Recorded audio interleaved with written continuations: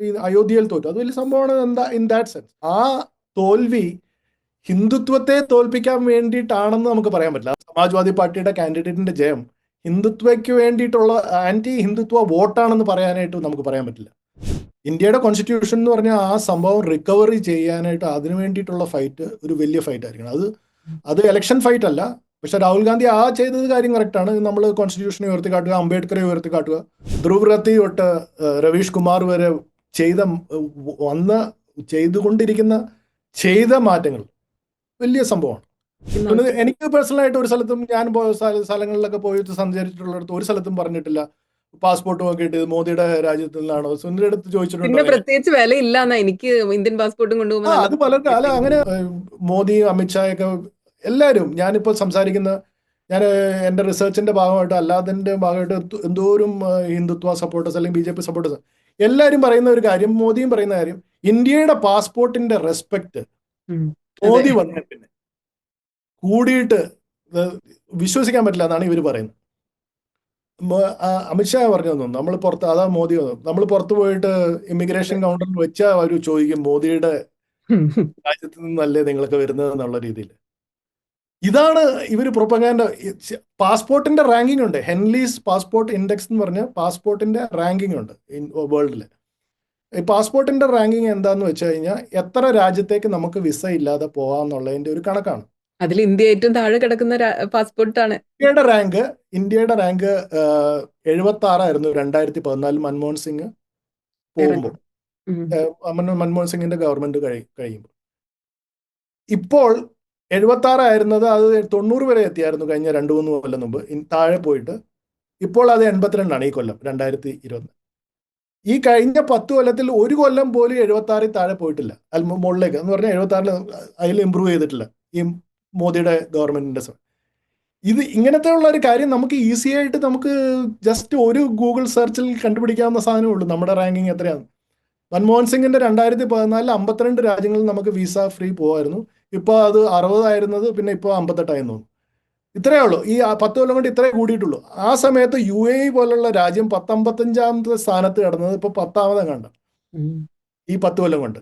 നമ്മുടെ സ്ഥാനം 76 നിന്ന് ഇപ്പൊ 82 താഴേക്കാണ് പോയത്.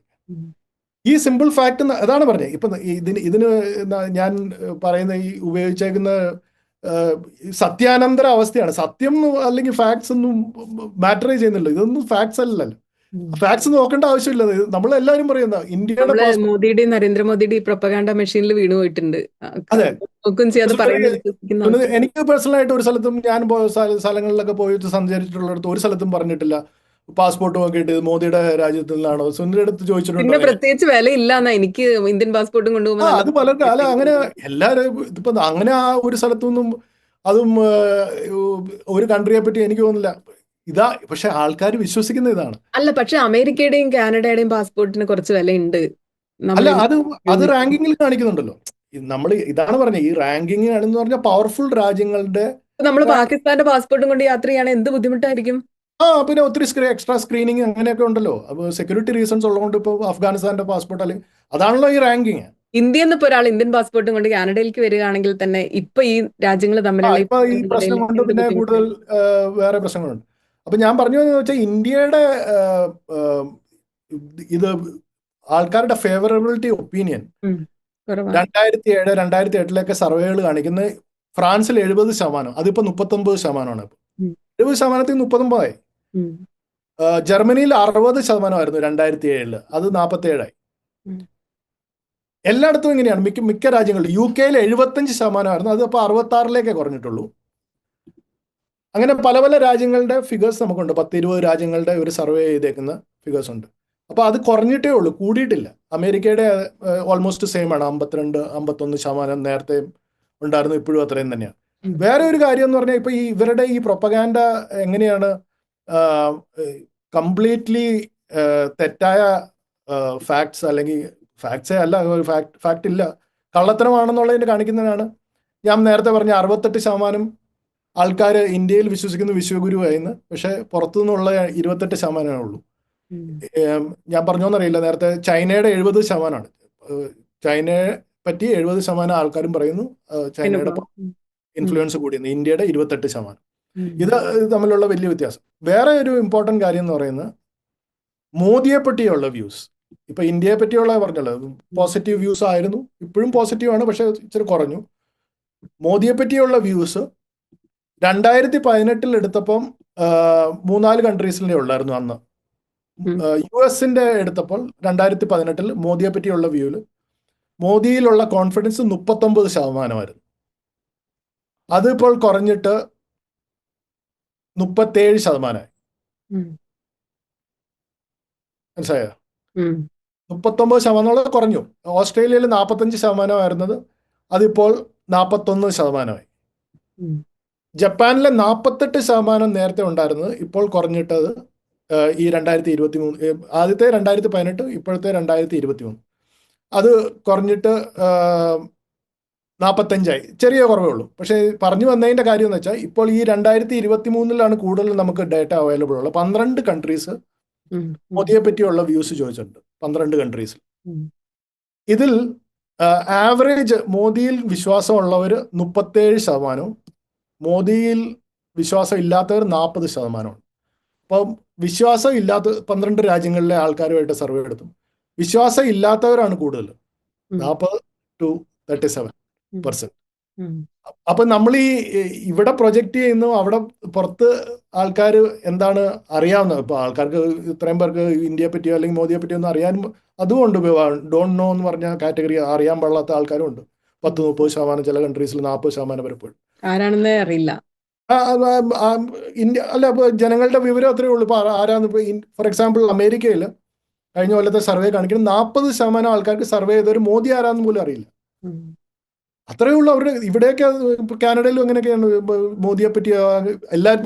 പക്ഷെ ഇന്ത്യയിലെ വിശ്വാസം മോദി എന്ന് പറഞ്ഞാൽ ലോകം മുഴുവൻ അറിയുന്ന 40% ആൾക്കാർക്ക്. അപ്പൊ അത് ഞാൻ മോദിയുടെ കുറ്റമല്ല പറയണത്, പക്ഷെ ജനങ്ങളുടെയും വിവരത്തെ പറ്റിയുള്ള ഒരു കമന്ററിയാണത്. പക്ഷെ എന്നാലും ഞാൻ പറഞ്ഞ ഈ സർവേയിൽ 7 ലോക രാഷ്ട്രങ്ങളിലെ നേതാക്കളെ പറ്റി എടുത്തതിൽ മോദിയുടെ ഏറ്റവും കുറവ് ആൾക്കാർ അറിയുന്നത് അമേരിക്കയിൽ. 7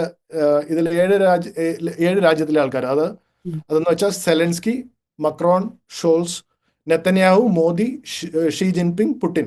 ഈ 7 പേരുടെ പറ്റിയാണ് ചോദിച്ചത്. ഇതിൽ ഏറ്റവും കുറവ് അറിയുന്നത് മോദിയെ പറ്റി അമേരിക്ക. നമുക്ക് ചേരിചേരാ നയമൊക്കെ ഉണ്ടല്ലോ, അതുകൊണ്ട് പുള്ളിക്ക് അതിനെ മറികടക്കണം എന്ന് ആഗ്രഹം ഉണ്ടെങ്കിലും മറ്റു രാജ്യങ്ങളുടെ ആഭ്യന്തര കാര്യങ്ങളൊന്നും വല്ലാതെ പോയി ഇടപെടാൻ പറ്റാത്തതുകൊണ്ടും കൂടി ആയിരിക്കും. അപ്പോൾ ഞാൻ പറഞ്ഞ ഇപ്പൊ ഇതൊക്കെയാണ് ഫാക്ട്സ്. ഞാൻ പറഞ്ഞത് നമ്മൾ വിശ്വസിക്കുന്നു. ഇപ്പൊ ഇതാണ് പറഞ്ഞത്, ഈ 7 രാജ്യ തലവന്മാരിൽ ഏറ്റവും കുറവ് അറിയപ്പെടുന്ന അമേരിക്കയിൽ മോദിയാണ്. 40% അമേരിക്കക്കാർക്ക് മോദി ആരാണെന്ന് പോലും അറിയില്ല എന്നുള്ളൊക്കെയുള്ള ഫാക്ട്സ്. പിന്നെ ഏറ്റവും അവസാനമായിട്ട് പറയാനായിട്ട് ഏറ്റവും ഇമ്പോർട്ടൻ്റ് ആയിട്ടുള്ള കാര്യം, ഇത് വലിയൊരു സംഭവമാണ്. കാരണം എന്താണെന്ന് വെച്ചാൽ ഇന്ത്യയെ ഇഷ്ടപ്പെടുന്ന ആൾക്കാരും മോദിയിൽ കോൺഫിഡൻസ് ഉള്ള ആൾക്കാരും തമ്മിലുള്ള ഡിഫറൻസ് അത് കാണിക്കും. അപ്പോൾ ഇന്ത്യയും മോദിയായിട്ടുള്ള കണക്ഷൻ. US, അമേരിക്കയിൽ ഇന്ത്യയിൽ ഇഷ്ടമുള്ള, ഇന്ത്യയെ പറ്റി ഫേവറബിൾ റേറ്റിംഗ് ഉള്ള 51% ആൾക്കാരാണ്. 51%. മോദിയിൽ കോൺഫിഡൻസ് ഉള്ളത് 21%. എന്ന് പറഞ്ഞാൽ 30% ഡിഫറൻസ് ആണ് ഇന്ത്യയിൽ ഇഷ്ടപ്പെടുന്ന ആൾക്കാരും മോദിയിൽ സംഘപരിവാർ പ്രചരിപ്പിക്കുന്ന പോലെ ഇന്ത്യ സമം മോദി അല്ല എന്ന് തന്നെയാണ്. അതെ അബ്സല്യൂട്ട്ലി അതല്ലേ ഇന്ത്യ എന്ന് പറയുന്നത്. അപ്പൊ ഇന്ത്യ എന്ന് പറയുന്ന സാധനം അല്ലാതെ ഉണ്ട്. ഇപ്പൊ അടുത്ത് വേറെ പ്രധാനമന്ത്രി ഇതാണ് പറഞ്ഞത്. ഇപ്പൊ രാഹുൽ ഗാന്ധി വന്നാലോ അല്ലെങ്കിൽ വേറെ, ഇപ്പൊ രാഹുൽ ഗാന്ധി വന്നാൽ ഇതിൽ കൂടുവേ ഉള്ളൂ ഇവിടുത്തെ ഫേവറബിലിറ്റി റേറ്റിംഗ്. കാരണം ഗാന്ധി പരിവാർ, ഗാന്ധി ഡൈനാസ്റ്റി, ഇന്ത്യയുടെ ചരിത്രം എന്നൊക്കെ വെച്ച് നോക്കുമ്പോൾ ആ റേറ്റിംഗ് കൂടാനേ സാധ്യതയുള്ളൂ പുറത്ത് വെസ്റ്റേൺ ആൾക്കാരുടെ ഇടയിൽ. അപ്പൊ പക്ഷെ ഇവര് പ്രചരിപ്പിക്കുന്ന പോലെ ഇത് നേരെ തിരിച്ചായി. ഇപ്പൊ മോദി കാരണമാണ് ഇന്ത്യയുടെ ഇമേജ്. പിന്നെ രാഹുൽ ഗാന്ധി സംസാരിക്കുന്ന കുറച്ചുകൂടെ പുറത്തുള്ളവർക്ക് ചിലപ്പോൾ കണക്ട് ചെയ്യാൻ, കാരണം ഇംഗ്ലീഷിൽ സംസാരിക്കുന്നൊക്കെ ഉള്ളത് കൂടുതൽ കണക്റ്റബിലിറ്റി വരും. ഇപ്പൊ ഇംഗ്ലീഷിൽ സംസാരിക്കുന്ന, സ്വന്തം ഭാഷയിൽ സംസാരിക്കുന്ന നമ്മൾ വെസ്റ്റേൺ കൺട്രീസിൽ കണക്റ്റബിലിറ്റി വരും. ഇപ്പൊ 1984 ചിത്രം നോക്കി ഇപ്പൊ ആൾക്കാർ പറയും ഇന്ത്യയിലെ ഏറ്റവും വലിയ ഇതാണല്ലോ. നേരത്തെ ഞാൻ പറയാൻ ഇത് വിട്ടുപോയി. G20 ഈയിടെ G7 മീറ്റിംഗിൽ ഫോട്ടോ എടുത്തു, ഗ്രൂപ്പ് ഫോട്ടോ എടുത്തപ്പം G7 ആ ലോഗോ താഴെ ഇങ്ങനെ ഇട്ടേക്കണം. അതിന്റെ ഇടയ്ക്ക് നടുക്ക മോദി നിൽക്കുന്നത്, അതിന്റെ പുറകിൽ ഈ ലോഗോയുടെ പുറകിൽ സെൻട്രല്. അപ്പൊ എല്ലാവരും പറഞ്ഞു ഇതാണ് മോദിയാണ്. ഈ ഫോട്ടോ ഓപ്പർച്യൂണിറ്റി വെസ്റ്റേൺ കൺസെപ്റ്റ് ഇവർക്ക് മനസ്സിലാകാത്തതുകൊണ്ടാണ്. ഇവിടെ ഇങ്ങനത്തെ ഒരു പ്രോട്ടോകോൾ ഒന്നും ഇല്ല. ചില സമയത്ത് അമേരിക്കൻ പ്രസിഡന്റ് പുറത്തായിരിക്കും പുറകിലായിരിക്കും നിൽക്കുന്നത്, അല്ലെങ്കിൽ സൈഡിലായിരിക്കും നിൽക്കുന്നത്. അതൊക്കെ ഓരോ അങ്ങനെ ഹോസ്റ്റ് കൺട്രി ചിലപ്പം മുമ്പിൽ നിൽക്കും. അല്ലാതെ ഈ നമ്മുടെ ഈ കോൺസെപ്റ്റ് ഉണ്ടല്ലോ, സ്റ്റേജിൽ ഇവിടെ ഇരിക്കണം അല്ല, പക്ഷെ അല്ലെങ്കിൽ നരേന്ദ്രമോദി ഒറ്റ ഫോട്ടോയിലും പുറകിലായി പോവില്ല. പുള്ളി അല്ല, പക്ഷെ ഭയങ്കര കോൺഷ്യസ് ആണ്. നരേന്ദ്രമോദി പുറകിലുള്ള ഫോട്ടോസ് ഉണ്ട്. കാരണം അവിടെ പുറത്ത് പുറത്ത് അങ്ങനത്തെ ഒരു ഇതില്ല. അത് അവർ വന്ന് നിർത്തും, ഇവിടെ നിന്നോ എന്ന് പറയും. പക്ഷെ ഇവിടെ നമ്മുടെ മോദി ഇപ്പോ എനിക്ക് ആ വെന്യൂ ഏതാന്ന് ഓർമ്മല്ല, ടാക്സി വണ്ടി വരാൻ വേണ്ടി വെയിറ്റ് ചെയ്യുന്ന ഒരു വീഡിയോ ഭയങ്കര വൈറലായിരുന്നല്ലോ ഒറ്റയ്ക്ക്. ആ, അത് ആ, അത് G7-ലായിരുന്നു. G7. അതെ. അല്ല ആരും പക്ഷെ പോലെ നിൽക്കുക. അല്ല, ഞാൻ പറഞ്ഞു വന്നത് എന്താണെന്ന് വെച്ചാൽ, ഞാൻ ഇന്ത്യയിൽ നമ്മുടെ റിസപ്ഷനിൽ വിശ്വഗുരു ആവുന്നതിന്റെ കാരണം ഇതാണ്. നമ്മൾ ഇങ്ങനത്തെ കാര്യങ്ങൾ G7 എന്ന് പറഞ്ഞാൽ ഫസ്റ്റ് ഓഫ് ഓൾ ഇന്ത്യ ഇല്ല, അതിൽ ഗസ്റ്റ് ആയിട്ടാണ് വിളിച്ചത്. ഇന്ത്യയെ മാത്രമല്ല ഗസ്റ്റ് ആയിട്ട് വിളിച്ചേക്കണം, വേറെ 10-15 ആൾക്കാരെ ഗസ്റ്റ് ആയിട്ട് വിളിച്ചിട്ടുണ്ട്. UAE president, pope, world bank president. അപ്പം പക്ഷേ നമ്മുടെ ഇവിടെ പ്രൊജക്ഷൻ്റെ മോദിയെ മാത്രമാണ് ഗസ്റ്റ് ആയിട്ട് വിളിച്ചേക്കുന്നത്. പിന്നെ മോദിയെ സെൻട്രലിൽ നിർത്തിക്കൊണ്ട് മോദിയാണ് G7 മുഴുവൻ നടത്തുന്നത് എന്ന് പറഞ്ഞു കഴിഞ്ഞാൽ അസംബന്ധമല്ലേ. ഇതാണ് പറഞ്ഞത്. ഇപ്പൊ 2009 G20 മീറ്റിംഗ് നോക്കിയോ, അതിൻ്റെ അകത്ത് ഒബാമ മൻമോഹൻ സിംഗിന്റെ അടുത്താണ് ഇരിക്കുന്നത്. അപ്പൊ അപ്പൊ ഇവര് ട്രോൾ ചെയ്യാണ്. ഇപ്പൊ സോഷ്യൽ മീഡിയയിൽ ഇവരുടെ ഹിന്ദുത്വ സപ്പോർട്ടേഴ്സ് മീഡിയയിൽ മൻമോഹൻ സിംഗ് പണ്ട് പുറകിലായിരുന്നു നിന്ന്, നരേന്ദ്രമോദി മുമ്പിലാണ് നിൽക്കുന്നത്. ഇത് ഇപ്പോഴാണ് മനസ്സിലായ selected prime minister and elected prime minister വ്യത്യാസം. ഈ രീതിയിലുള്ള വളരെ ചീപ്പായിട്ട് വളരെ പൊട്ടയായിട്ടുള്ള കാര്യങ്ങളാണ് ഇവിടെ സർക്കുലേഷനിൽ വരുന്നത്. അതാണ് ഈ വിശ്വഗുരു എന്ന് പറഞ്ഞ് വരുന്നത്. ഇതിലൊന്നും ഒരു കാര്യമില്ല. കാരണം അങ്ങനെയല്ല ഈ നമ്മുടെ ഫോട്ടോ ഇവിടെ എടുക്കുന്നു അല്ലെങ്കിൽ ആൾക്കാർ നിൽക്കുന്നു, അത് അവരുടെ ഇമ്പോർട്ടൻസ് അല്ല. ഇന്ത്യ അങ്ങനെയാണെങ്കിൽ പ്രസിഡന്റ് ബൈഡൻ അല്ലെങ്കിൽ അമേരിക്കൻ പ്രസിഡന്റ് ആയിരിക്കുമല്ലോ എല്ലാത്തിൻ്റെ മുമ്പിൽ നിൽക്കേണ്ടത്. അങ്ങനെയല്ല, ചിലപ്പോൾ പുറകിലായിരിക്കും നിൽക്കുന്നത് അല്ലെങ്കിൽ സൈഡിലായിരിക്കും നിൽക്കുന്നത്. അതുപോലെ തന്നെ ഇന്ത്യയിലെ ക്യാബിനറ്റ് മിനിസ്റ്റേഴ്സ് ഒക്കെ വലിയ പ്രചരിപ്പിച്ച ഒരു ഫോട്ടോ ഉണ്ട്. ക്വാഡ് മീറ്റിംഗ് ഇല്ലേ, quadrilateral security dialogue, India, Australia, Japan, America ഉണ്ട്. അതിൽ 4 പേരും കൂടെ നടന്നു വരികയാണ് ജപ്പാനിൽ. എങ്ങനെയോ മോദി നടയുടെ ഏറ്റവും മുമ്പിലായിരുന്നു, ബൈഡൻ പുറകിലായിരുന്നു. അപ്പോൾ ഇന്ത്യയാണ് എല്ലാവരെയും നയിച്ചു കൊണ്ടുവരിക. അശ്വിനി വൈഷ്ണവ് ക്യാബിനറ്റ് മിനിസ്റ്ററാണ്, leading the world from the front. അങ്ങനെയൊന്നും നോക്കിയിട്ട് ബൈഡൻ പ്രായം അധികമായിട്ട് പുള്ളി പുറകിൽ പതുക്കെ നടന്നു വന്നപ്പോൾ പുള്ളി പുറകില്ല. അല്ലേലും അവർ ഫോട്ടോയ്ക്ക് വേണ്ടി അല്ല ഇതൊന്നും ചെയ്യുന്നത്. പക്ഷെ നമ്മുടെ ഇവിടെ ഇത് ഫോട്ടോയ്ക്ക് വേണ്ടിയാണ്. മനസ്സിലായില്ലേ? ഇതാണ് പറഞ്ഞത്. അവിടെ അവർ ഓർക്കുന്ന പോലും ഇല്ല ഫോട്ടോ എങ്ങനെ എടുക്കുന്ന, ആരെവിടെ നിൽക്കുന്നത് എന്നുള്ള കാര്യം. ഇങ്ങനത്തെ വളരെ സില്ലി ആയിട്ടുള്ള കാര്യങ്ങൾ നഴ്സറി ലെവലിൽ പിള്ളേർ കാണിക്കുന്ന രീതിയിലുള്ള കാര്യങ്ങൾ പ്രചരിപ്പിച്ചിട്ടാണ് നമ്മളിവിടെ വിശ്വഗുരു ആയിക്കൊണ്ടിരിക്കുന്നത്. അതെ. അപ്പൊ ഈ ഒരു പുസ്തകത്തിന്റെ സാഹചര്യത്തിലാണെങ്കിലും അല്ലെങ്കിലും ഹിന്ദുത്വ പൊളിറ്റിക്സിനെ കുറിച്ച് വളരെ കാലങ്ങളായിട്ട് പഠിച്ചുകൊണ്ടിരിക്കുകയാണ്. ഞങ്ങൾക്കൊക്കെ അറിയാത്ത ഒരുപാട് കാര്യങ്ങൾ കൂടുതൽ സൂക്ഷ്മതലത്തിൽ പഠിക്കുന്നുണ്ട്. അപ്പൊ ഏത് തരത്തിലാണ് നമ്മൾ ഇവരെ പിന്നെ നേരിടേണ്ടത്, അല്ലെങ്കിൽ ഈ ഹിന്ദുത്വ പൊളിറ്റിക്സിനെ എങ്ങനെ അപ്പൊ ഇങ്ങനത്തെ ഞാനൊക്കെ ചെയ്യുന്ന ഇപ്പൊ പറഞ്ഞ സ്റ്റാറ്റിസ്റ്റിക്സ് ഒക്കെ ഇങ്ങനെ പല മീഡിയയിൽ എഴുതിയിട്ടുണ്ട്, നാഷണൽ മീഡിയയിൽ എഴുതിയിട്ടുണ്ട്. ഈ സ്റ്റാറ്റിസ്റ്റിക്സ് തന്നെ ഞാനിപ്പോ US-ന്റെ പറഞ്ഞില്ലേ, 51% ആൾക്കാർക്ക് ഇന്ത്യ ഇഷ്ടമാണ്, 21% ആൾക്കാർക്ക് മോദിയുടെ കോൺഫിഡൻസ് ഉള്ളു. ഇസ്രായേൽ പോലുള്ള രാജ്യത്ത് 71% ആൾക്കാർ ഇന്ത്യയെ ഇഷ്ടപ്പെടുന്നു, 41% ആൾക്കാരേ ഉള്ളൂ മോദിയിൽ കോൺഫിഡൻസ്, 30% അഗെയിൻ ഡിഫറൻസ്. എല്ലാ കൺട്രീസിലും ഇപ്പോൾ ഞാൻ കണക്ക് തരാം സുനിതയ്ക്ക്. ഈ എല്ലാ കൺട്രീസിലും ഇന്ത്യയെ ഇഷ്ടപ്പെടുന്നു, മോദിയെ ഇഷ്ടപ്പെടുന്നു നമ്പർ താഴെയാണ് മോദിയെ ഇഷ്ടപ്പെടുന്നത് അല്ലെങ്കിൽ കോൺഫിഡൻസ് ഉള്ളവർ. അപ്പൊ അത് തന്നെ അപ്പൊ ഇങ്ങനത്തെ കാര്യങ്ങൾ നമ്മൾ ചർച്ചകളിൽ കൂടെ, നമ്മൾ സംവാദങ്ങളിൽ കൂടെ അത് പുറത്തേക്ക് കൊണ്ടുവരാന്നുള്ള അങ്ങനത്തെ നമ്മുടെ എഫേർട്സ് ഇത് ഒരു ഭാഗമാണ്. ഇതുകൊണ്ട് മാത്രം ഹിന്ദുത്വത്തെ തടുക്കാൻ പറ്റത്തില്ല. ഞാൻ പറഞ്ഞു വന്നത് നമ്മൾ ഇതുപോലത്തെ ഒരു ഫാക്ട്സിനോടുള്ള ഫാക്ട്സ് ബേസിസ്ഡ് ആയിട്ടുള്ള പൊളിറ്റിക്കൽ ഡിസ്കഷൻസ് അങ്ങനത്തെ വളരെ ആവശ്യമുണ്ട്. നമ്മുടെ പബ്ലിക് സ്ഫിയർ തന്നെ ഇപ്പം ഈ അഗെയിൻ ഹിന്ദുത്വ ഇങ്ങനത്തെ എക്സ്ട്രീം റിലീജിയസ് പൊളിറ്റിക്സ് വന്നു കഴിഞ്ഞാൽ പിന്നെ മാറി മറിഞ്ഞുകൊണ്ടിരിക്കുകയാണ്. അതാണ് നമ്മൾ ചിന്തിക്കേണ്ട കാര്യം. ഇപ്പൊ ഞാൻ പറഞ്ഞില്ല, കേരളം എന്നൊക്കെ പറയുന്ന ഒരു അപവാദമാണ്, ഒരു എക്സെപ്ഷണലാണ് ആ കേസിൽ. കാരണം നമ്മുടെയൊക്കെ TV കോൺവെർസേഷൻസ് ഇപ്പോഴും കണ്ടുകൊണ്ടിരിക്കാൻ നമുക്ക് കാണാൻ പറ്റും. നോർത്ത് ഇന്ത്യയിലേക്ക് ഒരു TV ചാനൽ നമുക്ക് കാണാൻ പറ്റില്ല. നമ്മൾ ആദ്യത്തെ മിനിറ്റ് തന്നെ ഓഫ് ചെയ്യേണ്ട, ഒരു സാധാരണ ഒരു സിവിലൈസ്ഡ് ആയ വ്യക്തിക്ക് കാണാൻ പറ്റില്ല ആ കോൺവെർസേഷൻ.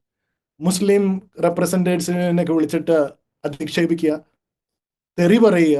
ഈയിടെ 2 പേര് അടികൂടി, ലൈക്ക് ഫിസിക്കൽ അടി, ടോപ്പ് ചാനൽ, അവരെ മാറ്റേണ്ടി വന്നു. ആ രീതിയിലേക്കുള്ള നമ്മുടെ പൊതു സമൂഹം, സിവിൽ സൊസൈറ്റിയൊക്കെ, സിവിൽ സമൂഹമൊക്കെ അധപ്പതിച്ചുകൊണ്ടിരിക്കുകയാണ്. അപ്പം നമ്മൾ ഇപ്പോൾ ഈ ചെയ്യുന്ന കാര്യങ്ങളൊക്കെ ഒരു ജസ്റ്റ് ഇനി എന്തായിരിക്കും ഹിന്ദുത്വ പൊളിറ്റിക്സിന്റെ ഭാവി ഇന്ത്യയിൽ? ഇന്ത്യയിൽ ഹിന്ദുത്വം വളരുകയുള്ളൂ. ഇനി അത് അത് ഇനി കുറയാനായിട്ടുള്ള ചാൻസ് ഒക്കെ യുനോ കേരളത്തിലും ഇന്ത്യയിലും. ഇന്ത്യയിലും കേരളത്തിലും അതല്ല ഞാൻ പറഞ്ഞു. അത് ഞാൻ ആദ്യം സ്റ്റാർട്ട് ചെയ്ത കോൺവെർസേഷന് മുമ്പിൽ പറഞ്ഞതാണ്. നമ്മൾ എലക്ഷൻ ബേസ്ഡ് ആയിട്ട് നമ്മൾ ചിന്തിക്കുമ്പോഴാണ് അത് നമ്മൾ തെറ്റായ അവലോകനങ്ങൾ വരും. അവിടെ തോറ്റു, ഹിമാചൽ പ്രദേശിൽ തോറ്റു എന്ന് പറഞ്ഞുകൊണ്ട്, ഹിമാചൽ പ്രദേശിൽ കോൺഗ്രസ് ആണ് ഭരിക്കുന്നത്, അതുകൊണ്ട് ഹിന്ദുത്വം ഇല്ലാതായി എന്ന് പറയാൻ പറ്റില്ല. അയോധ്യയിൽ തോറ്റു എന്നൊന്നും പറയുന്നതിലൊന്നും ഒരു ആ കാര്യമില്ല. കാരണം അയോധ്യയിൽ തോറ്റു എന്ന് പറഞ്ഞാൽ അതിനൊരു ഒരു മാനമുണ്ട്, അതൊരു വലിയ സംഭവമാണ്. കാരണം അത് ഹിന്ദുത്വ ഓപ്പോസിഷൻ അല്ലെങ്കിൽ ഹിന്ദുത്വ വിരോധികൾക്ക് വിരോധം അല്ലെങ്കിൽ ഒപ്പോസ് ചെയ്യുന്ന ആൾക്കാർക്ക് പറയാനൊരു ഒരു കാര്യമാണ് ഈ അയോധ്യയിൽ തോറ്റു. അത് വലിയ സംഭവമാണ് എന്താ ഇൻ ദാറ്റ് സെൻസ് എന്ന് പറഞ്ഞാൽ. പക്ഷെ ആ തോൽവി ഹിന്ദുത്വത്തെ തോൽപ്പിക്കാൻ വേണ്ടിയിട്ടാണെന്ന് നമുക്ക് പറയാൻ പറ്റില്ല. അതാണ് ഞാൻ പറഞ്ഞത്. ആ കാൻഡിഡേറ്റിന്റെ ജയം, സമാജ്വാദി പാർട്ടിയുടെ കാൻഡിഡേറ്റിന്റെ ജയം ഹിന്ദുത്വയ്ക്ക് വേണ്ടിയിട്ടുള്ള ആന്റി ഹിന്ദുത്വ വോട്ടാണെന്ന് പറയാനായിട്ട് നമുക്ക് പറയാൻ പറ്റില്ല. അല്ലെങ്കിൽ കഴിഞ്ഞ ഇലക്ഷനിൽ 63 സീറ്റ് BJPയുടെ കുറഞ്ഞു പോയത് ജനങ്ങളല്ല ഇന്ത്യയിലെ ജനാധിപത്യം രക്ഷിക്കാനും സ്വേച്ഛാധിപത്യത്തെ തകർക്കാനുമായിട്ടുള്ള വോട്ടാണെന്ന് പറയാൻ പറ്റില്ല. കാരണം ഒത്തിരി നരേന്ദ്രമോദിക്ക് ഭൂരിപക്ഷം കുറയുന്നതും അങ്ങനെ പറയാൻ പറ്റില്ല. ഭൂരിപക്ഷം പറയുന്നതും അങ്ങനെ സ്വേച്ഛാധിപത്യത്തിനെതിരായിട്ടുള്ള വോട്ടാണെന്ന് പറയാൻ പറ്റത്തില്ല. വേറെ പല കാരണങ്ങളുണ്ടാകും. ഇപ്പോൾ എക്കണോമിക്കലി ഇപ്പോൾ ഫാർമേഴ്സിന്റെ ചില പ്രോബ്ലം ഉണ്ടായിരിക്കും, കർഷകരുടെ ഇൻകം കുറഞ്ഞു പോയി, അല്ലെങ്കിൽ അൺഎംപ്ലോയ്മെന്റ് ഒരു കാരണം, അങ്ങനത്തെ പല കാരണങ്ങളും ഉണ്ട്. പക്ഷെ ഞാൻ പറഞ്ഞു വന്നത്, ഈ മോദിക്കെതിരെ അല്ല, മോദിയുടെ വോട്ട് കുറഞ്ഞു പോയത് ഡെമോക്രസി ഇന്ത്യയിലെ രക്ഷിക്കാനായിട്ട് ജനങ്ങൾ വോട്ട് ചെയ്യാമെന്ന് ഒരിക്കലും പറയാൻ പറ്റത്തില്ല. അതിനുള്ള എവിഡൻസ് ഇല്ല.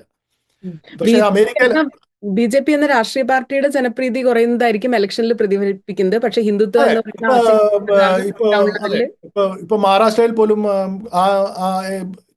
പല പല കാരണം കൊണ്ടും മഹാരാഷ്ട്രയിൽ ലോക്സഭയിൽ വലിയ തിരിച്ചടിയായിരുന്നു BJPക്ക്. പക്ഷെ അത് അവർ ഓൾറെഡി പിടിച്ചെടുത്തു. കാരണം ഈ ഹിന്ദുത്വ ഇപ്പോഴും ഉണ്ടായിരുന്നു. പല പല ഫേക്ക് ന്യൂസും പല ആന്റി മുസ്ലിം പ്രൊപ്പഗാൻഡ ഭയങ്കരമായിട്ട്. രണ്ട് വലിയ സ്ലോഗൻ ഉണ്ടായിരുന്നല്ലോ, സേഫ് ഹേ തോ ഏക് ഹേ തോ സേഫ് ഹേ, കട്ടേങ്കെ തോ ബട്ടേങ്കെ എന്ന് പറഞ്ഞാൽ നമ്മൾ ഡിവൈഡ് ആയി പോയി കഴിഞ്ഞാൽ ഫിനിഷ് ആയി പോകുന്നുള്ള രീതിയിലൊക്കെ. അതൊക്കെ ഉള്ളപ്പോൾ തന്നെ അവർ വേറെ എക്കണോമിക് പോളിസി വൈസ് പുതിയ സ്ത്രീകൾക്ക് മന്ത്ലി ഉള്ള വരുമാനം മാർഗം ഉണ്ടാക്കി കഴിഞ്ഞ 3 മാസം കൊണ്ട് പുതിയ റൂൾ കൊണ്ടുവന്നു. 1 കോടി സ്ത്രീകൾക്ക്. ചീഫ് മിനിസ്റ്റർ ഷിൻഡെയും അജിത് പവാറും രണ്ടും പറഞ്ഞത് ഈ കാരണം കൊണ്ട് അവർ ജയിച്ചെന്ന് അവർ തന്നെ പറയുന്നു.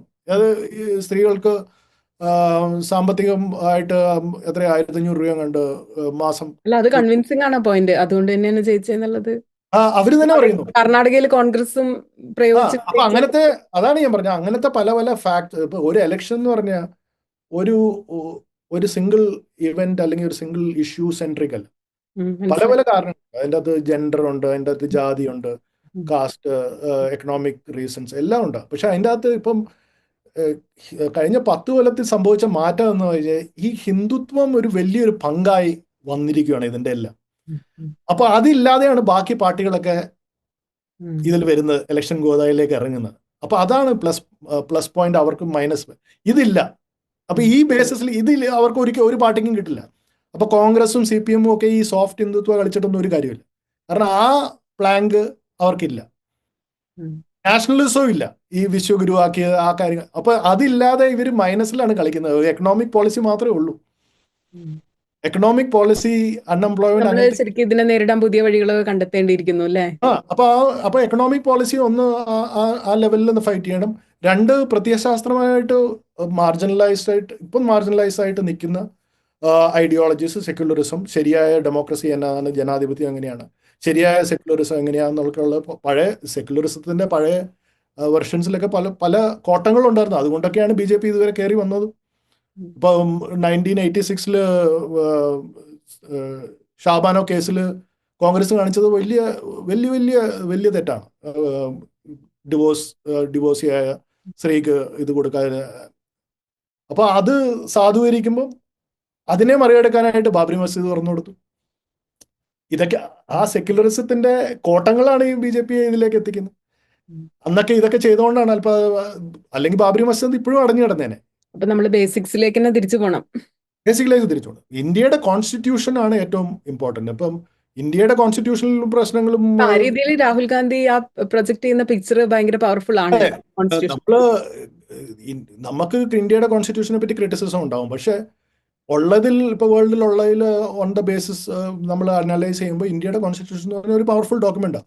അത് മുഴുവനായിട്ടും ഏറ്റവും പാവപ്പെട്ട ആൾക്കാർക്ക് ഫുൾ ഇക്വാലിറ്റി കൊടുക്കില്ലായിരിക്കും. പക്ഷേ ഇന്ത്യയുടെ കോൺസ്റ്റിറ്റ്യൂഷൻ എന്ന് പറഞ്ഞാൽ ആ സംഭവം റിക്കവറി ചെയ്യാനായിട്ട് അതിനു വേണ്ടിയിട്ടുള്ള ഫൈറ്റ് ഒരു വലിയ ഫൈറ്റ് ആയിരിക്കണം. അത് ഇലക്ഷൻ ഫൈറ്റ് അല്ല. പക്ഷെ രാഹുൽ ഗാന്ധി ചെയ്തത് കാര്യം കറക്റ്റാണ്. നമ്മൾ കോൺസ്റ്റിറ്റ്യൂഷനെ ഉയർത്തിക്കാട്ടുക, അംബേദ്കറെ ഉയർത്തിക്കാട്ടുക. കാരണം ഇത് എല്ലാ ഫൈറ്റും നമ്മൾ ഡെമോക്രാറ്റിക്കലി ഡീൽ ചെയ്യേണ്ട, അല്ലാതെ വയലൻസിൽ കൂടിയോ അല്ലെങ്കിൽ മിലിറ്റൻസി അല്ലെങ്കിൽ നമ്മളിപ്പം ഹിന്ദുത്വം അല്ലെങ്കിൽ ഏത് ഐഡിയോളജിയും നമ്മൾ വയലൻസിൽ കൂടെ ഒരു കാര്യം നേടിയെടുക്കാം. ഇപ്പോൾ ബാബരി മസ്ജിദ് പൊളിച്ചിരുന്ന പോലത്തെ വലിയ പബ്ലിക് വയലൻസ്, അതൊന്നും ഒരു സമൂഹത്തിൽ അക്സെപ്റ്റ് ചെയ്യാൻ പറ്റാത്ത കാര്യമാണ്. അപ്പൊ കോൺസ്റ്റിറ്റ്യൂഷനിലേക്ക് പോകാനായിട്ട് ആ ഇലക്ഷൻ മാത്രമായിട്ടുള്ള ഫൈറ്റ് അല്ല, കോൺസ്റ്റിറ്റ്യൂഷൻ ബേസ്ഡ് നമ്മൾ പ്രത്യയശാസ്ത്രപരമായിട്ട് കോൺസ്റ്റിറ്റ്യൂഷന്റെ അർത്ഥം എന്താണ്, സെക്യുലറിസത്തിന്റെ അർത്ഥം എന്താണ്. കാരണം എപ്പോഴും ആൾക്കാർ പറയുന്നത്, ഹിന്ദുത്വ സപ്പോർട്ടേഴ്സ് പറയുന്നത് സെക്യുലറിസം ഫൗണ്ടിങ് ഫാദേഴ്സിനൊന്നും ഒരു ഇൻട്രസ്റ്റ് ഇല്ലായിരുന്നു. അല്ല, ഇന്നലെ പോലും സുപ്രീം കോടതിയിൽ അവരത് പോയിട്ട് ചോദ്യം ചെയ്തിട്ട് അതെ, മതേതരത്വം സെക്യുലറിസം ഒന്നും അവിടെ അപ്പൊ ആവശ്യം.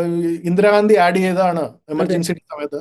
അപ്പൊ അങ്ങനെയുള്ള വാദങ്ങളൊക്കെ നമ്മൾ അഭിമുഖീകരിക്കണം, അത് തിരുത്തണം, അതിനെ ഫൈറ്റ് ചെയ്യണം. കാരണം എന്താണ് റിയൽ സെക്യുലറിസം എന്നുള്ള അങ്ങനത്തെ ഉള്ള ഫൈറ്റ്, അതാണ് പറയുന്നത് കൾച്ചർ ലെവൽ. അതിൽ രണ്ട് മൂന്ന് ഫൈറ്റ്സ് ഈയിടെ നടന്നതിൽ നമുക്ക് ഇച്ചിരി അതിൽ നമുക്ക് പോസിറ്റീവായിട്ട് എനർജി കൊള്ളാം.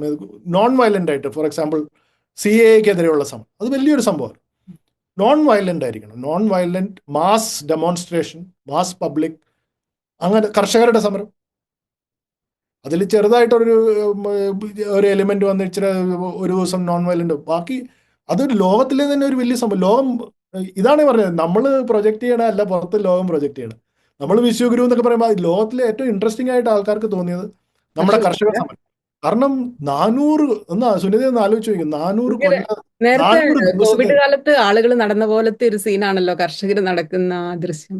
400 ദിവസത്തേക്ക് ആൾക്കാർ തണുപ്പും വെയിലും ചൂടും ഇതെല്ലാം സഹിച്ച്, ലോകത്തിൽ തന്നെ എനിക്ക് വേറെ അറിയില്ല, ഞാൻ ചെക്ക് ചെയ്തിട്ടില്ല, പക്ഷെ എനിക്ക് തോന്നുന്നില്ല ഇത്രയും ദീർഘമായ ഒരു സമരം ഇത്രയും ആൾക്കാരെ കൂടി. അതാണ് ജനാധിപത്യം. അത് ജനാധിപത്യം. അവർ വേറെ ഒന്നും വയലന്റ് ആയിട്ട് ആക്രമിക്കുകയോ അല്ലെങ്കിൽ പള്ളി പൊളിച്ചെടുക്കാനായിട്ട് നോക്കുകയോ അല്ലെങ്കിൽ അമ്പലം പൊളിക്കാൻ നോക്കുകയോ അതല്ലല്ലോ.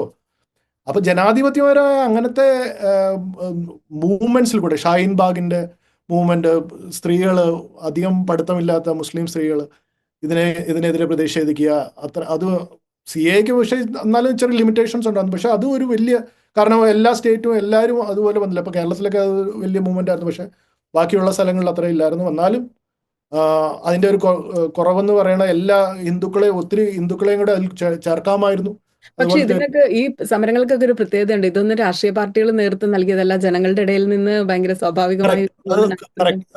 കാരണം ഇതാണ് ഇതിൻ്റെ അകത്ത് പ്രശ്നം. എന്താണെന്ന് വെച്ചാൽ രാഷ്ട്രീയ പാർട്ടികൾ വരുമ്പോൾ ഓരോ സ്വന്തമായ താല്പര്യത്തിലുള്ള സെൽഫിഷ് ആയിട്ടുള്ള എജൻഡകൾ പൊളിറ്റിക്സ് ആണ് മുന്നിൽ വരുന്നത്. വന്ന് ഇപ്പൊ ഫാർമേഴ്സ് മൂവ്മെന്റിൽ അത് തന്നെയാണ് ഒരു വലിയ വിജയം എന്ന് പറയുന്നത്. ഓൾദോ CPM-ന്റെ കുറെ ലീഡേഴ്സ് അതിന്റെ പുറകിലുണ്ടായിരുന്നു.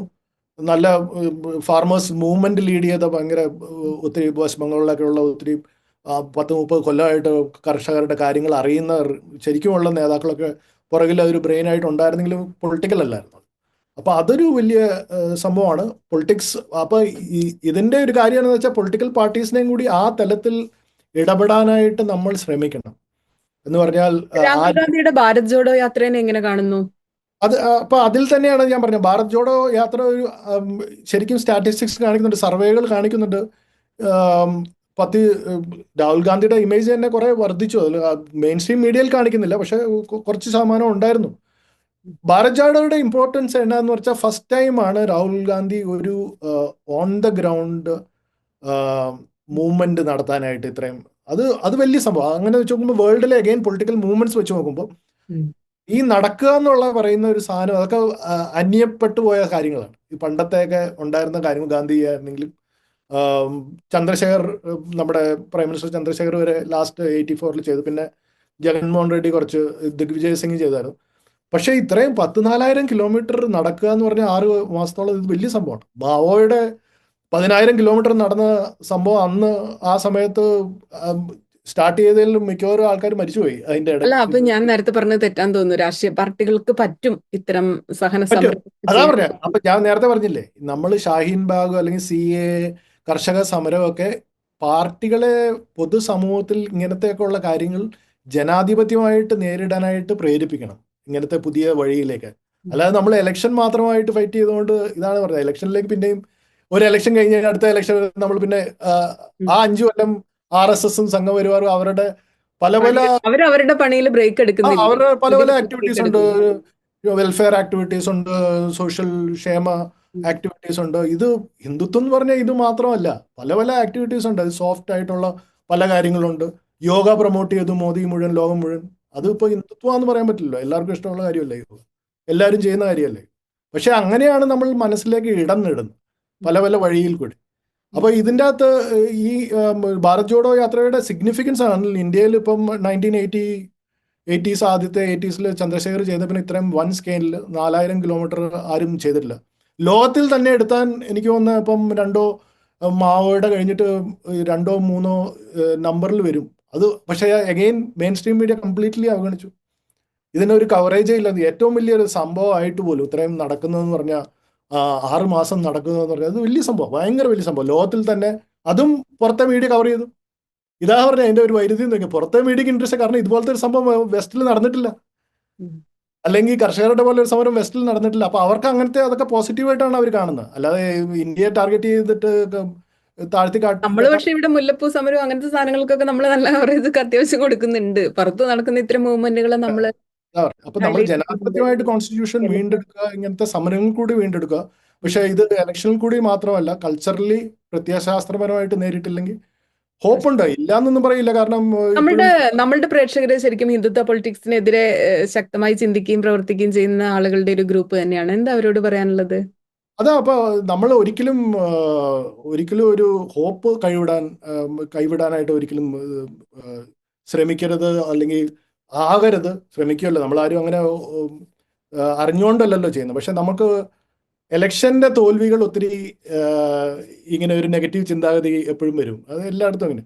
പക്ഷേ ഈ കഴിഞ്ഞ ഇലക്ഷനിൽ തന്നെ എൻ്റെ എല്ലാവരും പറഞ്ഞാൽ 400 സീറ്റ് കിട്ടും എന്ന് പറഞ്ഞു. പക്ഷേ നമ്മൾ അടിയിൽ നടക്കുന്ന സംഭവങ്ങൾ നമ്മൾ കാണുന്നേ ഇല്ല. അതിൻ്റെ അകത്ത് ഫാർമേഴ്സിൻ്റെ ആണെങ്കിലും മറ്റേ അൺഎംപ്ലോയ്മെൻ്റ് ആണെങ്കിലും അങ്ങനത്തെ കാര്യങ്ങളൊക്കെ ഒത്തിരി അടിയിൽ നടക്കുന്നുണ്ട്. അപ്പോൾ കംപ്ലീറ്റ് ആയിട്ട് നമ്മൾ പറയാൻ പറ്റത്തില്ല ഇങ്ങനെ എല്ലാം ഇനി ജീവിതത്തിൽ മുഴുവൻ ഈ അടുത്ത 50 കൊല്ലം ഹിന്ദുത്വം തന്നെയായിരിക്കും, അത് പറയാൻ ഒരിക്കലും പറ്റില്ല. പക്ഷെ അവരുടെ സ്ട്രെങ്ത് വളരുന്നുള്ളത് നേരത്തെ ഞാൻ പറഞ്ഞതാണ്. പക്ഷെ അത് നമ്മൾ ചിന്തിക്കുന്ന പോലെ ഉള്ളൂ കാര്യങ്ങൾ വളരാൻ കഴിയുള്ളൂ, അനുവദിക്കുകയുള്ളൂ. അതുകൊണ്ട് ഏറ്റവും മാക്സിമം നമ്മൾ ഈ കോൺസ്റ്റിറ്റ്യൂഷൻ ബേസ് ചെയ്ത് ഫൈറ്റ് ചെയ്യുക. അതിനുള്ള നമ്മൾ ഒരു ഇൻഡിവിജ്വൽ ആയിട്ടുള്ള ഒരു വ്യക്തിയാണെങ്കിൽ കോൺട്രിബ്യൂട്ട് ചെയ്യാൻ ഒത്തിരി ഉണ്ട്.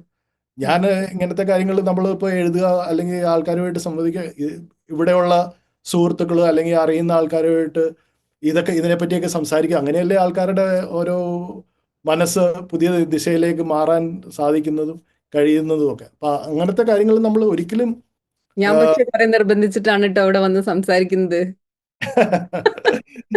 ഞാൻ ഇമോഷണൽ ബ്ലാക്ക്മെയിൽ ഒക്കെ ചെയ്തിട്ടാണ് ഇവിടെ വന്ന് സംസാരിക്കുന്നത്. സമയത്തിന്റെ കുറവല്ല, അത് ഒരിക്കലും ഇല്ല എന്ന് പറയാൻ പറ്റത്തില്ലല്ലോ. നമ്മൾ കുറച്ച് സമയം വൈകിയെന്നേ ഉള്ളൂ, അല്ലാതെ അത് എപ്പോഴേലും നടക്കുന്നുള്ളത് ഇപ്പോൾ ഒരു 10-20 ദിവസത്തെ താമസം വന്നതല്ലേ ഉള്ളൂ. അതാ പറഞ്ഞു. അപ്പൊ ഇതൊക്കെയാണ് ഇപ്പൊ നമ്മൾ ഇതുപോലത്തെ ഇപ്പം വെസ്റ്റേൺ കൺട്രീസിലേക്ക് കാണാം ആൾക്കാർ എന്തോരം ഇപ്പൊ പോഡ്കാസ്റ്റ് ഇപ്പോൾ വലിയ സംഭവമാണ്. ജനങ്ങള് പുതിയ കാര്യങ്ങൾ ഇപ്പൊ മെയിൻ സ്ട്രീം മീഡിയയിൽ ഓരോ മനുഷ്യർ അവരവർക്ക് പറ്റുന്ന ചെറിയ കോൺട്രിബ്യൂഷൻ അവനവന് പറ്റുന്ന അല്ലേ. അതെ. അപ്പൊ ഈ എന്തൊക്കെ കാര്യങ്ങളും നമുക്ക് കിട്ടുമെന്നറിയാം. ഇവിടെ ഇന്ത്യയിൽ അത്രയും വലിയതായിട്ടില്ല. പക്ഷെ പോഡ്കാസ്റ്റിനെ പറ്റി പറഞ്ഞുകൊണ്ടാണ് അമേരിക്കൻ തെരഞ്ഞെടുപ്പിൽ ഈ പോഡ്കാസ്റ്റിന്റെ ഒരു ഇൻഫ്ലുവൻസ് വളരെ വലുതായിരുന്നു ജയവും പരാജയവും ഒക്കെ തീരുമാനിച്ചതിൽ. പക്ഷെ അവർ റൈറ്റ് വിങ്ങിലായിരുന്നു, കാരണം മിക്ക പോഡ്കാസ്റ്റുകളും റൈറ്റ് വിങ്. പക്ഷെ എനിക്ക് തോന്നുന്നത് സുനിത നേരത്തെ ചെയ്തതല്ലേ. സുനിത ഇപ്പൊ ഫോർ എക്സാമ്പിൾ നേരത്തെ എന്താണ് ആൾക്കാർക്ക് വേണ്ടി കൊടുക്കാനായിട്ടുള്ള ഒരു സന്ദേശം എന്ന് ചോദിച്ചല്ലോ. ഈ ഇലക്ഷന്റെ കാര്യം തന്നെ പറഞ്ഞ 2024 ലോക്സഭാ ഇലക്ഷൻ തന്നെ നോക്കിയാൽ യൂട്യൂബിൽ ആൾട്ടർനേറ്റ് മീഡിയയിൽ ധ്രുവ് റത്തി തൊട്ട് രവീഷ് കുമാർ വരെ ചെയ്തുകൊണ്ടിരിക്കുന്ന മാറ്റങ്ങൾ വലിയ സംഭവമാണ്, ഭയങ്കര വലിയ സംഭവമാണ്. കാരണം ഇത്രയും വലിയ ആധിപത്യമുള്ള ഇന്ത്യയിൽ മെയിൻ സ്ട്രീം മീഡിയക്ക് ആധിപത്യമുള്ള സമയത്ത് ഈ രണ്ടുപേരെ യൂട്യൂബിൽ നിന്നുകൊണ്ട് അതിനെ മറികടന്നു എന്ന് പറഞ്ഞാൽ അത് വലിയ സംഭവമാണ്. ഇതുപോലത്തെയൊക്കെ സംഭവങ്ങളാണ് നമുക്ക് ഒത്തിരി പ്രേരണ തരുന്നതും ഒത്തിരി ഉത്സാഹിപ്പിക്കുന്നതും ഒക്കെ, ഹോപ്പ് തരുന്നത്.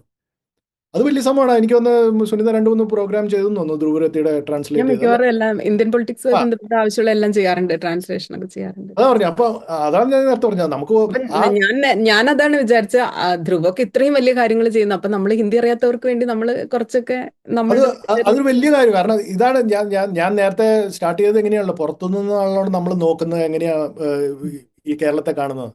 ഈ നമ്മൾ പുറത്ത് നടക്കുന്ന കാര്യങ്ങൾ അത്രയും അറിയുന്നില്ല. കാരണം ഹിന്ദിയിലാണ്, ഇംഗ്ലീഷിലാണ്. ഇംഗ്ലീഷ് പോലും, ഇംഗ്ലീഷ് ചാനൽസ് പോലും കേരളത്തിൽ അത്രയും പേര് കാണുന്നില്ല, ശ്രദ്ധിക്കുന്നില്ല. ഹിന്ദി ഒട്ടും ഇല്ല. അപ്പൊ ചെയ്തത് ഭയങ്കര സംഭവമാണ്. ഞാൻ എന്റെ പക്ഷേ ഈ പുസ്തകം ഇറങ്ങിയെന്ന് പറഞ്ഞപ്പോഴേ ഞാൻ വന്ന് കോണ്ടാക്ട് ചെയ്ത് അതുകൊണ്ടാണ്.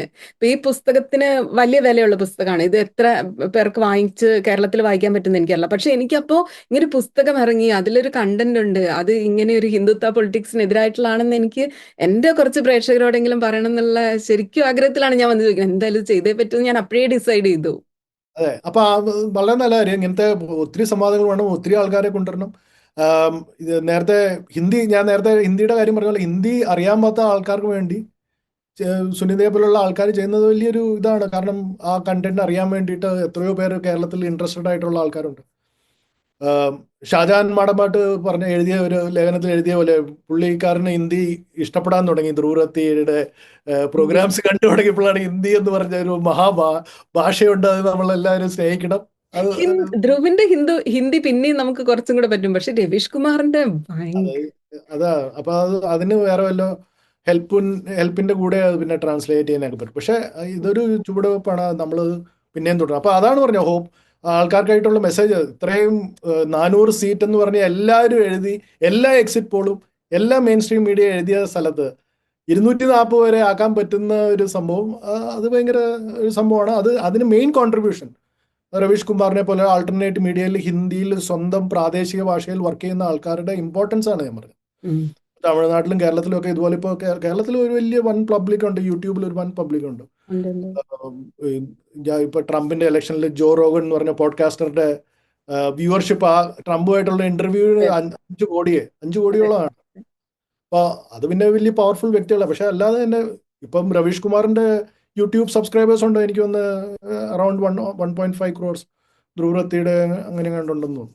അല്ല, പാരലൽ മീഡിയ ഒക്കെ ഇപ്പൊ നമ്മള് മുഖ്യധാരാ മാധ്യമങ്ങളിൽ ചെയ്യുന്നതിനെ കുറിച്ചാണ് പറഞ്ഞത്. ഇപ്പൊ വയറാണെങ്കിലും സ്ക്രോൾ ആണെങ്കിലും പല പല ന്യൂസ് മിനിറ്റ് പലരുടെയും പേരെടുത്ത് പറയുന്നുണ്ട്. ന്യൂസ് ലോണ്ടറി, മുഹമ്മദ് സുബൈറിനെ ഒരിക്കലും മറക്കാൻ പറ്റില്ല, അദ്ദേഹം ചെയ്യുന്ന ഫാക്ട് ചെക്കുകൾ. അപ്പൊ അത്തരം കാര്യങ്ങൾക്കൊക്കെ വളരെ പ്രാധാന്യമുണ്ട്. നിങ്ങളുടെ പ്രേക്ഷകർക്ക്, സുനിതയുടെ പ്രേക്ഷകർക്ക് ഇത് പറയാനായിട്ട് ഞാൻ ഇത്രേ ഉള്ളൂ. ഇപ്പൊ ഈ കേരളത്തിന്റെ മാധ്യമങ്ങളല്ലാതെ ഇങ്ങനത്തെയുള്ള ഇൻഡിപെൻഡന്റ് ഇന്ത്യയിലുള്ള ഇംഗ്ലീഷിലുള്ള ചെറിയ ചെറിയ മാധ്യമങ്ങളും ഇൻഡിപെൻഡന്റ് ആയിട്ടുള്ള മാധ്യമങ്ങളൊക്കെ വായിക്കാൻ ശ്രമിക്കുക. നമ്മൾ മലയാളം മാത്രം വായിക്കാതെ. കാരണം മലയാളത്തിലെ നല്ല മാധ്യമ പ്രവർത്തനം പോലും മോറലെസ് ഫോക്കസ്ഡ് ഓൺ കേരളയാണല്ലോ. അതാണ് പ്രശ്നം. നമ്മൾ പുറത്ത് എന്താണ്, ഇന്ത്യയിൽ എന്താണ് നടക്കണതെന്ന് നമ്മൾ അറിയണമല്ലോ, ഇന്ത്യ എങ്ങനെയാണ് കേരളത്തെ വീക്ഷിക്കുന്നത്. അപ്പൊ താങ്ക് യു വന്നതിനും സംസാരിച്ചതിനും. അപ്പൊ കുറെ പേര് ചോദിക്കും ഈ പുസ്തകം എവിടെ കിട്ടുന്നതിന്റെ താഴെ. അപ്പൊ അതിനുള്ള കമന്റ് ഉത്തരം ആദ്യം ഒന്ന് പറയാമോ? ഇപ്പോൾ നമുക്കിപ്പോൾ എവിടെ വേണമെങ്കിലും മേടിക്കാം. ഇപ്പോൾ എല്ലാം ഗ്ലോബൽ മാർക്കറ്റ് ആണല്ലോ. പക്ഷേ തുക ഇത്തിരി കൂടുതലാണ്. അതുകൊണ്ട് ഇന്ത്യക്ക് വേണ്ടിയിട്ട് ഒരു എഡിഷൻ താമസിയാതെ വരും എന്നുള്ള ഒരു പ്രതീക്ഷയാണ്. അല്ലാതെ നമുക്ക് ആമസോണിലൊക്കെ മേടിക്കാം. പക്ഷെ അത് ഭയങ്കര പ്രൈസാണ്. ആമസോണിലൊക്കെ പുസ്തകമുണ്ട്, പക്ഷെ വില കുറച്ച് കൂടുതലാണ്, നമുക്ക് വാങ്ങിക്കാൻ പറ്റില്ല. ഇതൊരു അക്കാഡമിക് ബുക്ക് ആയതുകൊണ്ട്. അപ്പൊ ഏഷ്യൻ എഡിഷൻ വരുമ്പോൾ വില കുറയും, അപ്പൊ എല്ലാവർക്കും വായിക്കാം. Thank you. നന്ദി സുനിത. ഇത് വളരെ സന്തോഷജനകമായ ഒരു കാര്യമാണ് ഇത്രയും നേരം സംസാരിക്കാൻ പറ്റിയത്.